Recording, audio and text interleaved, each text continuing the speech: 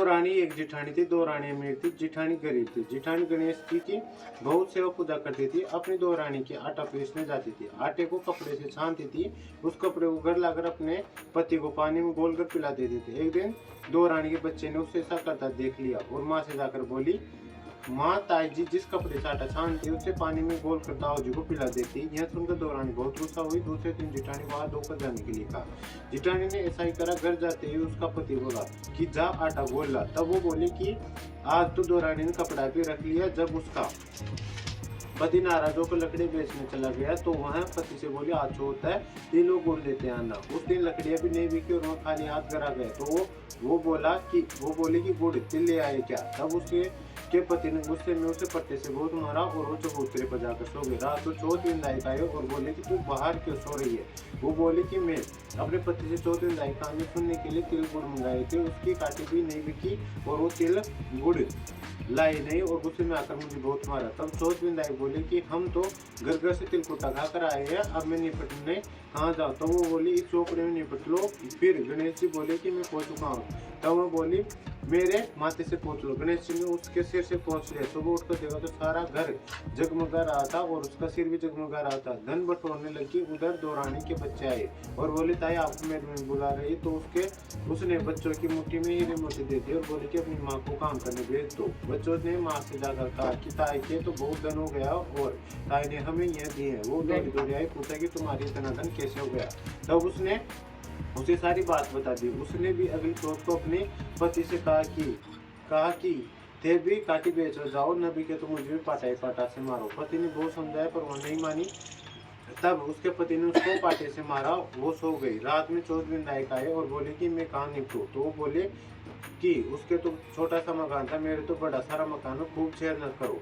चौथ विंदायक ने सारे घर में खूब छेड़ दिया। वे बोले कि मैं पहुंचू कहाँ। तो वह बोली मेरे सिर से पहुंच लो। विंदायक ने सिर से पहुंच लिया। थोड़ी देर उठकर देखा सारे घर में वो शरीर में बदबू आ रही थी।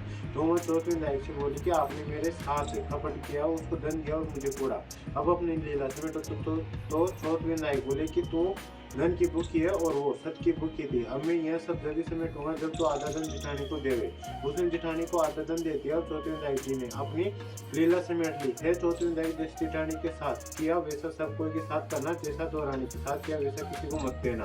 कहना न सुनता न पुकारा पड़ता न अपना परिवार न सारे आने दीजिए। बोलो चौथ माता गणेश महाराज की जय।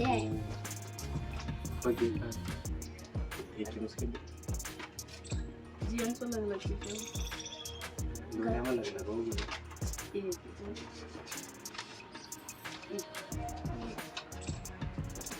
अरे बहुत भूख पड़ जाएगा।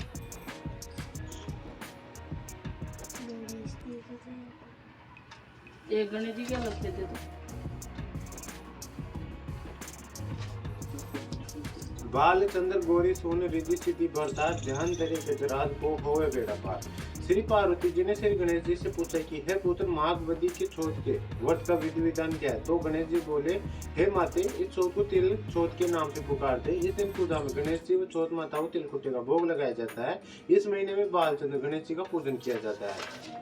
किसी गांव में एक सेठ रहता था, उसके कोई संतान नहीं थी। सेठानी इससे बहुत दुखी रहती थी। एक बार उसने पड़ोसियों की स्त्रियों को गणेश चौथ का व्रत करते हुए देखा तो उनसे पूछा कि आप जिस व्रत को कर रही है वह किसका व्रत है और इससे क्या फल प्राप्त होता है। औरतें बोली यह चौथ माता का व्रत है, इसके करने से अन्न धन पुत्र एवं सुहाग आदि सब कुछ प्राप्त होता है। तब तो सेठानी बोली कि यदि मैं गर्भ से रह जाऊं तो चौथ माता का व्रत करके 100 किलो के तिल कुट्टे का भोग लगाऊं। कुछ समय बाद वह गर्भ से रह गई पर भोग नहीं लगाया तथा बोली कि हे माता चौथ माता यदि मेरे पुत्र पैदा हो जावे तो मैं 100 और 100 दोनों मिलाकर 2.5 किलो तिल कुट्टे का तेरा भोग लगाऊंगी। गणेश व चौथ माता की कृपा से उसके पुत्र भी हो गया, ऊपर उसने तिल कुट्टा नहीं चढ़ाया। जब उसका लड़का बड़ा हो गया तो सेठानी बोली हे चौथ माता यदि इसका विवाह हो जावे तो मैं तेरे 105 किलो तिल कुट्टे का भोग लगाऊं। गणेश और चौथ माता की कृपा से उसकी सगाई होकर ब्याह भी हो गया, उसने तिल कुट्टा नहीं चढ़ाया। चौथ माता उस पर कुपित हो गई जब उस लड़के की बारात चढ़कर उसके फेरे पड़ने लगे और अभी 3 ही फेरे दिए थे कि चौथ माता गर्ज थी। गुर्राती बिजली की तरह आई और उस लड़के का अपहरण करके ले गए और गांव के बाहर एक पीपल के पेड़ पर ले जाकर बैठा दिया। सब लोग हक्के बक्के रह गए कि वर कहाँ चला गया है। कुछ दिन बाद वह लड़की गण को पूजन को जाते हुए पेड़ के पास से निकले तो पेड़ से लड़का बोला, आओ आओ मेरी अर्ध ब्याही नार आओ। तो वह भागी हुई घर गई और माता से सब समाचार कहा। सब घर वाले वहां जा पहुंचे, देखा कि यह तो वही दूल्हा और उसी पेड़ में पीपल पर बैठा है। उससे पूछा कि तुम यहाँ क्यों बैठे हो? वह बोला कि मैं तो यहाँ चौथ माता के गिरवे पड़ा हूँ, मेरी माता से जाकर कहो कि वह बोले हुए सारे तिलकुटे चढ़ाकर कि मुझे छुड़ाकर ले जाओ। तब लड़की की माँ ने लड़के की माँ के पास जाकर सारा हाल कहा। तब तो दोनों ने स्व मन के तिलकुटे चढ़ाकर चौथ माता का व्रत पूजन किया और क्षमा मांगी। चौथ माता ने फिर बिजली झपक की तरह उसे वहां से उठाकर फिर वहीं फेरों के स्थान पर लाकर बिठा दिया। वहां उसका चौथा फेरा होकर वर वधु सब कुशल घर पहुंची। तरह चौथ माता की कृपा से सब तरह अमन चैन हुआ। बोलो चौथ माता गणेश जी महाराज की जय हो।